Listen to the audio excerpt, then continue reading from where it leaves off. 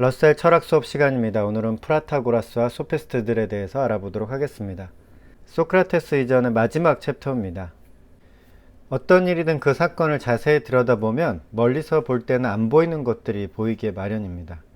러셀은 프로타고라스를 설명하면서 소피스트에 대해서도 소개를 합니다. 소피스트는 워낙 악명이 높아서 만약에 저 사람 말하는 게 꼭 소피스트 같다고 하면 진짜 말도 안 되는 궤변을 늘어놓는 사람을 뜻하는 것이죠. 하지만 러셀의 설명을 살펴보니까 소피스트는 그렇게 나쁜 사람은 아니었던 것 같습니다. 소피스트들은 기원전 5세기 후반에 기존의 사상체계에 대해서 회의적인 자세를 취했습니다. 그리고 이러한 회의주의 운동의 중심에서 활약한 인물이 바로 프로타고라스입니다. 소피스트는 원래 나쁜 의미를 가진 단어가 아니었습니다. 교수나 교사라는 말과 거의 비슷한 뜻으로 쓰이는 단어였습니다.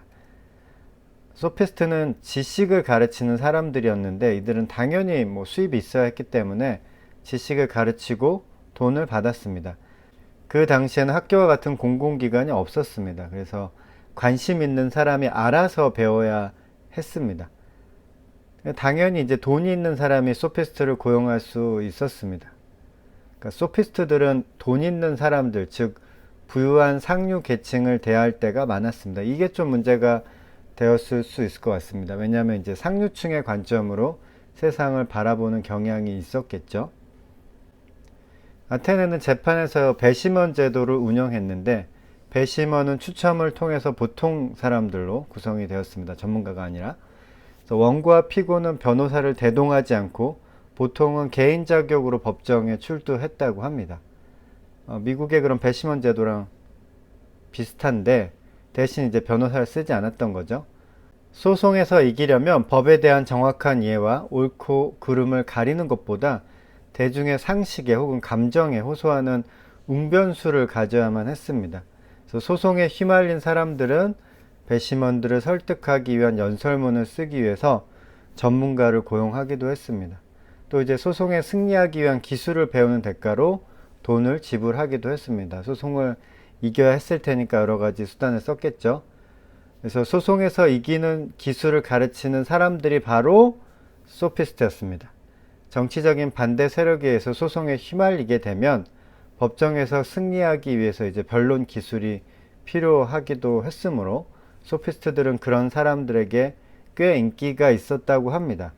프로타고라스는 기원전 500년경 압데라에서 태어났고 2번 아테네를 방문했다고 합니다. 그는 인간은 만물의 척도다라는 말로 유명한데 러셀은 이 명제에 대해서 다음과 같이 설명합니다. 그는 주로 인간은 만물의 척도이다. 즉 존재하는 것들에 대해서는 존재한다는 척도이고 존재하지 않는 것들에 대해서는 존재하지 않는다는 척도이다 라는 학설로 주목받는다. 이것은 사람이 제각기 만물의 척도이며 사람들의 의견이 다를 때 한 사람이 옳고 다른 사람은 그르게 되는 객관적 진리는 존재하지 않는다는 말이다. 프로타고라스의 학설은 본질상 회의적이고 감각에 속기 쉬운 성질에 근거한다. 플라톤이 소피스트에 대해서 부정적인 견해를 가지고 있었던 이유는 몇 가지가 있었는데요. 먼저 플라톤은 소피스트들이 지식을 가르치고 돈을 받는 것에 대해서 비난했습니다. 사실 이것은 플라톤이 비난해서는 안 되는 것이었습니다. 왜냐하면 지식을 가르치고 돈을 받는 게 뭐가 나쁜가요? 플라톤은 워낙 있는 집안 자식이라서 지식을 가르치고 돈을 받을 필요가 없었습니다. 대부분의 소피스트들은 지식을 가르치는 것이 그들의 생계수단이었기 때문에 반드시 돈을 받아야 했습니다. 그리고 소피스트들은 그들의 가르침을 종교나 덕과 연결하지 않았습니다. 이걸 또 이제 플라톤이 지적을 했던 거죠. 그들의 가르침은 소송에서 이길 수 있는 논쟁술과 같은 실용적인 것에 주안점을 두었습니다.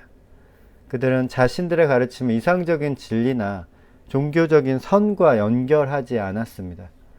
그들에게는 논쟁이나 소송에서 이기는 논리, 기술이 중요할 뿐이지 그들이 낸 결론이 사회에 악영향을 미치거나 개인의 삶을 부도덕적인 방향으로 이끌더라도 크게 개의치는 않았어요.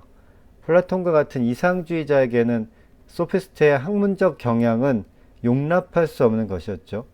플라톤은 과정이 어찌 되었든 간에 결국 선과 덕을 고취하는 고결한 결론을 냈는데 소피스트들은 그렇지 않았습니다. 소피스트들은 나쁘게 말하면 회의적이었고 좋게 말하면 매우 솔직했습니다. 소피스트들이 일반 대중뿐만 아니라 플라톤과 뒤를 이은 철학자들에게 불러일으킨 반감은 어느 정도인지 정확히 알 수는 없으나 소피스트들의 지적인 우수성에서 비롯되었다. 전심전력을 다해 진리를 추구하다 보면 도덕적인 고려를 무시할 수밖에 없다. 그러니까 우리는 특정한 진리가 주어진 사회에서 덕성을 높이고 교화하는 역할을 하게 되리라는 점을 미리 알 수 없다는 말이다. 소피스트들은 논중이 그들을 어디로 이끌든 따라갈 준비가 되어 있었다. 그들은 논중을 따라가다가 종종 회의주의에 빠지기도 했다. 인용 구조를 보고 알 수 있듯이 러셀은 소피스트들에 대해서 긍정적인 견해를 가지고 있습니다. 플라톤 시대 당시에는 플라톤의 비판을 받았고 플라톤의 철학이 유럽을 휩쓸고 있는 오랜 기간 동안 소피스트는 이제 궤변론자라는 오명을 뒤집어 쓰고 있었죠. 하지만 어쩌면 소피스트들은 현대시대에 더 적합한 선생님들이었는지도 모릅니다. 포스트 모더니즘에 어울리는 철학자들이라고 할 수도 있을 것 같아요.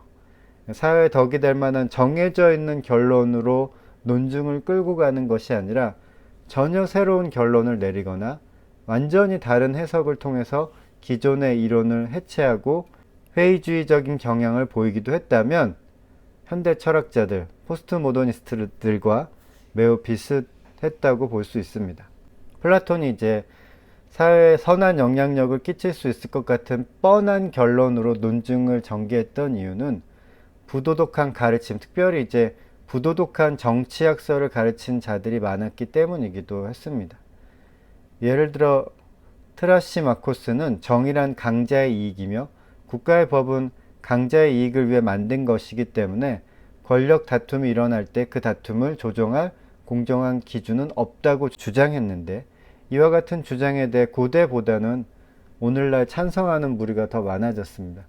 하지만 러셀은 이와 같은 부도덕한 주장들은 소피스트들의 특징을 나타내지는 않았다고 지적을 합니다. 러셀의 관점에서는 소피스트는 그런 부도덕한 주장을 한 사람들의 그런 무리가 아니라 회의적이었기 때문에 논리가 어떤 결과로 이끌어 가든 그 결과를 따라가는 사람들이었다 라는 식으로 이제 소피스트를 바라보고 있습니다. 플라톤은 여러 가지 그거에 대해서 비판적이었지만 꼭 그렇게 비판적일 필요는 없다라고 보는 것이 러셀의 관점이고 그 부분에 대해서는 저도 어느 정도 동의가 됩니다. 프로타고라스와 소피스트들에 대해서 간략하게 알아봤습니다. 들어주셔서 고맙습니다.